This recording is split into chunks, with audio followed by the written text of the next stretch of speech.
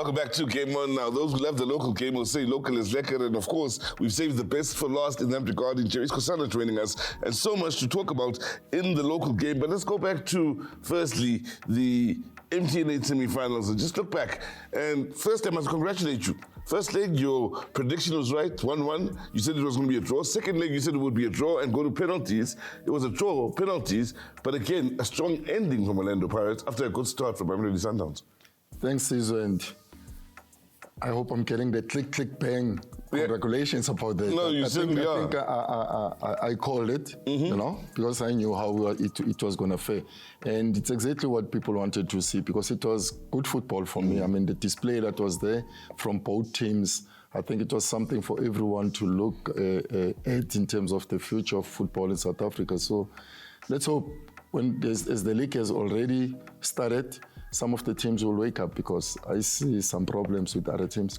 You have to look at Pirates and look back in the day on the right side, how they've been able to develop players that have come in and hit the ground running from now Ngota coming in last season when they had problems with the player before him. He hits the ground running. Ngota's now gone. Sebelebele steps up. He's now hit the ground running, and this goes back to Vincent Pule. And after that, they've just been able to replace players on the right side. What do you think of Sebelebele? 3 goals in 3 games after that final, and the impact he's had at Pirates? Yeah, I think with all the guys that you mentioned, you just forget mentioning also Saleng. Yeah, Saleng after Pule. One of those, you know. Yeah. So I think that's the element which you have to look at in terms of players coming to a big club like that. Because if you look at Sebelebele, for me, he was a good player. I gave him some accolades when he was still at TS Galaxy, because I didn't even know, was this a right back or a right wing? Because the boys got like a lot of energy to cover up. At one stage, I saw him against Sundowns going back all the way to the left back to make a tackle. And he's a right winger. So for me, these are kind of players that you're looking for. Youngsters that come to a big institute, like Orlando Pirates, Chiefs or Sundowns, the other MTN8 Sundowns. We want to see those players coming up, because we want to build a better future for South Africa when you look at Bafana.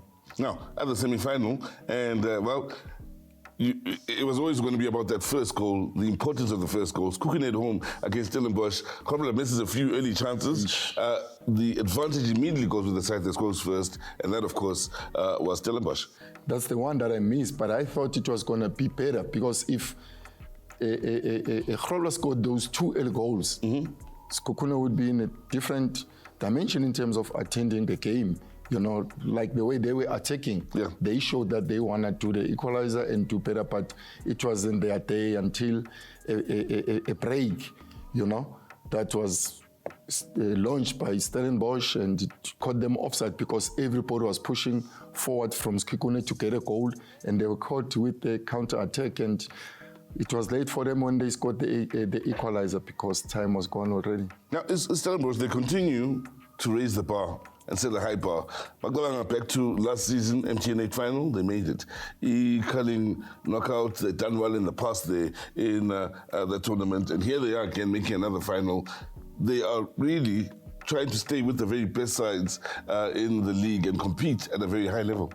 Yeah, I think it's something that I once said in terms of Steve Parker. I mean, whatever that is called there in Cape Town, I think it's something which we need to respect. You know, we need to give him respect, because he gets players that we thought they wouldn't even fare well in the PSL, and they come up tops, and most of the teams are now looking at beefing up from good players that are being made by Steve Parker at Stellies. But for me, it's something which I say Stellies have raised the bar. Yes, there was a problem that they did when they lost 1-0 to Orlando Pirates. Sure.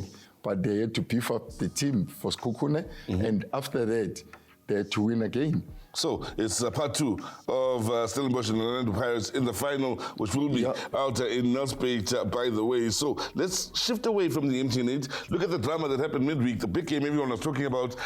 Chiefs, Mamelodi Sundowns. Sundowns coach under pressure following the MTN8 out in Pretoria. The big question was, who was going to get the advantage here? We went against a game that ended 0-0, but such a watchable game and an enjoyable game to watch, especially maybe from even Kaizer Chiefs' perspective. Yeah, I think for me, the focus was solely on the two coaches, because if you look at both teams, they did give a good display of themselves inside the field, both set of players. But for me, the focus was like on the coach of Mamelodi Sundowns after losing to Orlando Pirates, the pressure that he came with to play another big team, which had a good run, in 3 games in the league, all with 9 points. And obviously on the other side of Chiefs, the coming back of Nabi.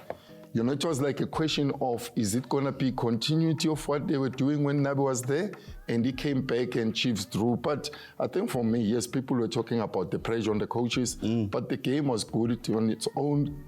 Also the support. If you look at the midweek game full like that, and then it's full, but also the delay made its lives are better. Delay the time to save lives, and that's what the PSL did, and it was a good thing for them to do, because we need to save life for people to come and watch the game. Well, there were other interesting results, of course. For one, Chippa United, well, they've suffered their 3rd loss in a row. They've already had a coaching change here, so all eyes will be on what's going on in the Eastern Cape in that regard. And Orbit College gave a very good account of themselves against the Orlando Pirates, although Pirates were the team to walk away 1-0 winners. We have run out of time, and would like to thank Cherish Kosana for taking the time to join us. Let's not forget Mark Haskins as well. And thank you at home for joining us here for yet another exciting week of Game On. We'll see you again next week. So from myself, Caesar, and the rest of the team that is behind the scenes, it's click, click, bang.